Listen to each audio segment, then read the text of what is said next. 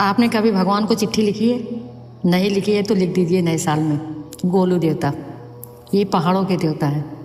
इनके पिता एक राजा थे। उनकी 7 पत्नी थी, पर राजा की कोई संतान नहीं थी, इसलिए राजा बहुत दुखी रहते थे। राजा ने भगवान भैरव की तपस्या की। भैरव भगवान ने प्रसन्न होकर उन्हें यह वरदान दिया कि वो उनके यहाँ पुत्र के रूप में जन्मेंगे, पर उनकी 8वीं पत्नी से।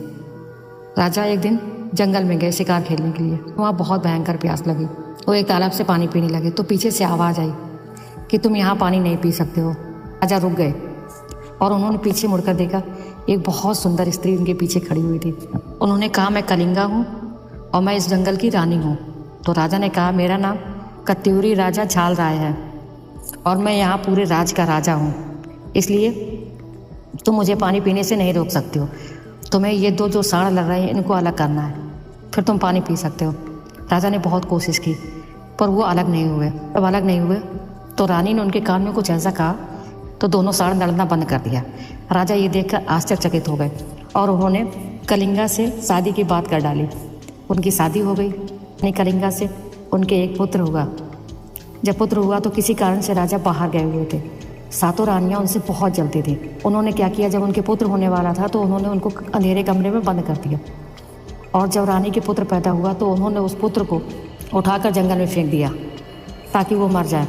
और रानी से कहा कि तुम्हारे एक सिल और एक बट्टा पैदा हुआ जिस पे हम मसाला पीसते हैं। जब जंगल में फेंक दिया, सुबह जाके देखा वो बच्चा तब भी जिंदा था। उन्हें गुस्सा आ गया। एक संदूक में भर के उस बच्चे को नदी में बहा दिया कि दूर चला जाएगा तो अपने आप मर जाएगा। संदूक एक मछुआरे को मिल गया। उसके कोई संतान नहीं थी।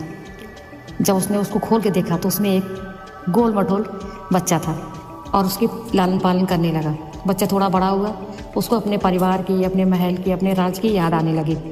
उसने क्या किया, उसने एक लकड़ी का घोड़ा बनाया और घोड़ा ले जाकर 7 रानियों के सामने खड़ा कर दिया और उससे कहता है कि पानी पी लो। रानियाँ हंसने लगी, कहते हैं लकड़ी की घोड़ा कहीं पानी पीता है?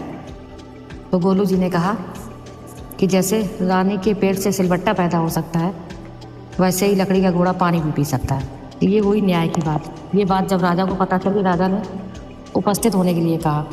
जब गोलू जी राजा के सामने उपस्थित हुए तो उन्होंने सारी कहानी उनको सुना दी।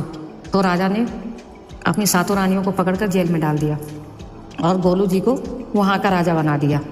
तब से लेकर आज तक कुमाऊं गढ़वाल ज़िले में गोलू जी की न्याय के लिए पूजा होती है। मंदिर इनका नैनीताल में भी है।